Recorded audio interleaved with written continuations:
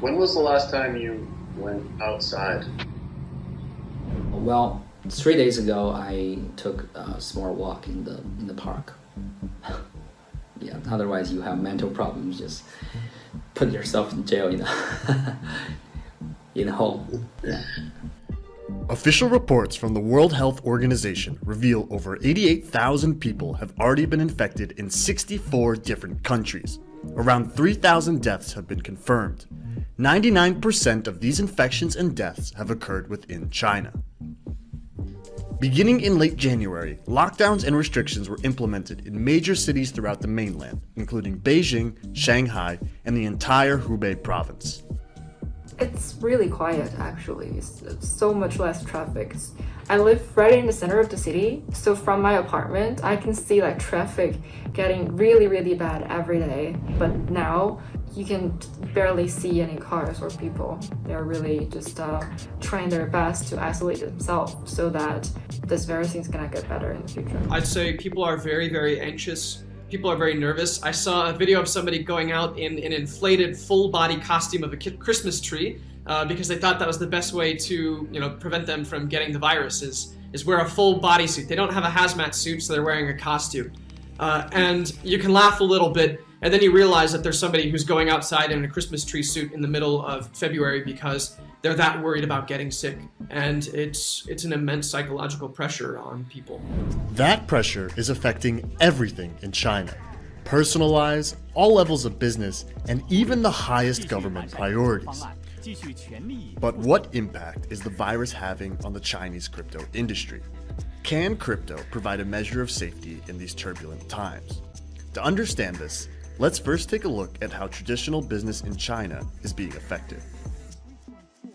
I'd say a lot of the smaller business is gonna be facing this great challenge, and especially for music and entertainment industry, because no one's really out for gathering and eating out. So I think those industries will be affected the most. It's not only small businesses that are being affected.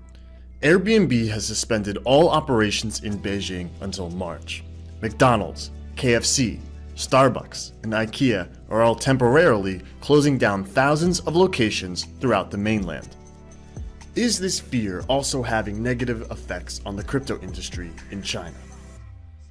It will affect the cryptocurrency industry less, the blockchain industry less than some other industries. For example, anything that's retail or travel is another good example. Cathay Pacific, one of the big airlines in Hong Kong, has asked their employees to take 3 weeks of unpaid leave.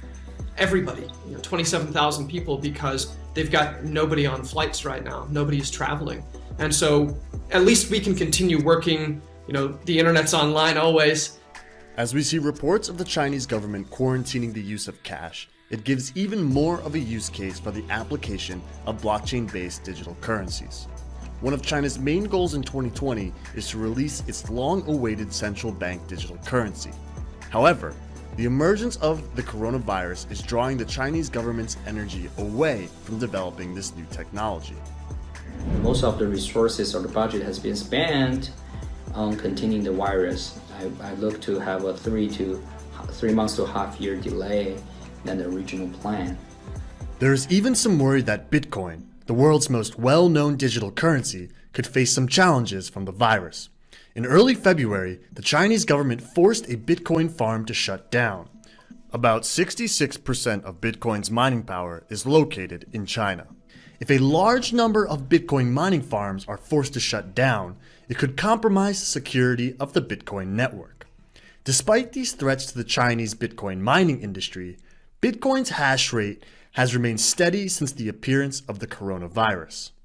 I have a lot of friends asking me, what's going on with China? Are we still going to have Bitcoin? They're worried about mining pools. They're worried about mining in Sichuan province and in other places in China. And I have to tell them that's not going to be affected.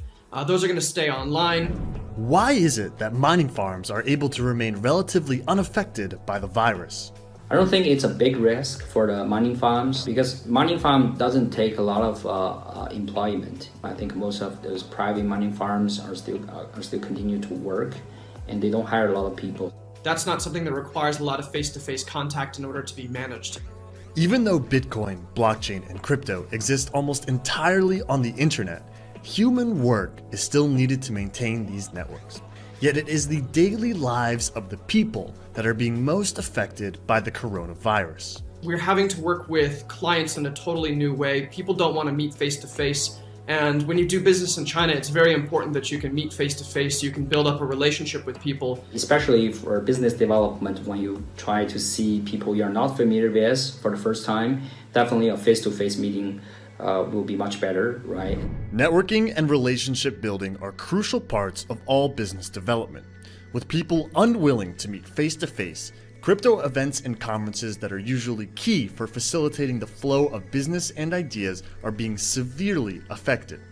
Nitro 2020 in Seoul, Hong Kong Blockchain Week 2020, and Token 2049 have all been postponed. Crypto lending startup Definer was forced to cancel a 10-city tour across mainland China. But it's not only external business relations that are being impacted here.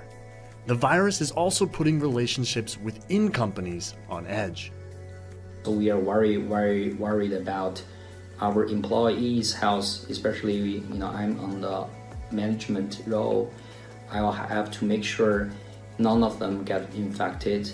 It's not just because I care of them, it's also because if any one of them are infected, probably the whole company will be quarantined, and also, the management will have to take some responsibility for that.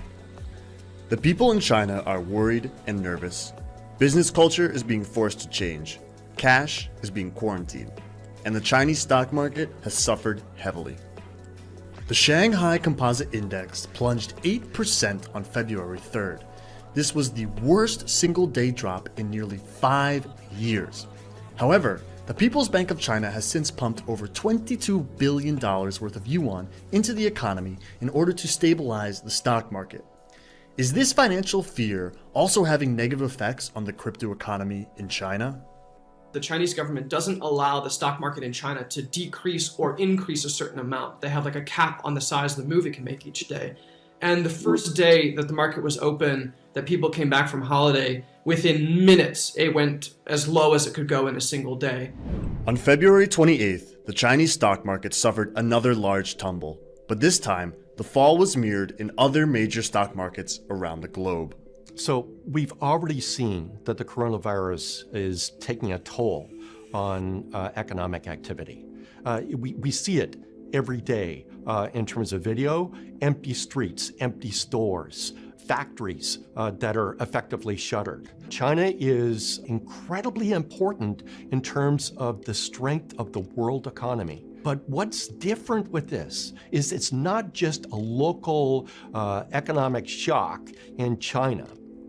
It is a shock that's going to be felt throughout the world. And we're seeing other countries like Italy, Korea, Japan, all taking a hit as a result of this. So the same problem that's happening in China, other countries are exposed to.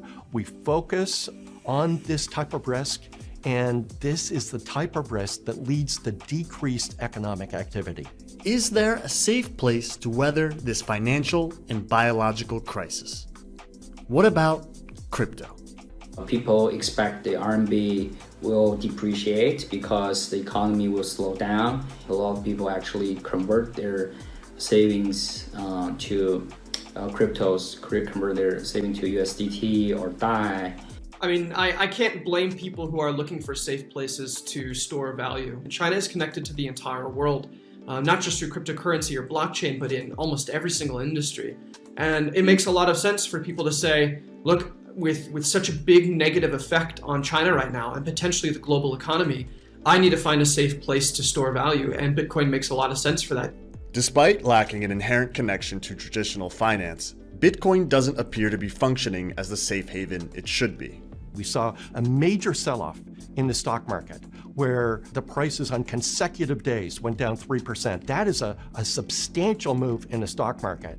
Now, if these cryptos were safe havens, then you would expect maybe no change in their value, or maybe even an increase in the value.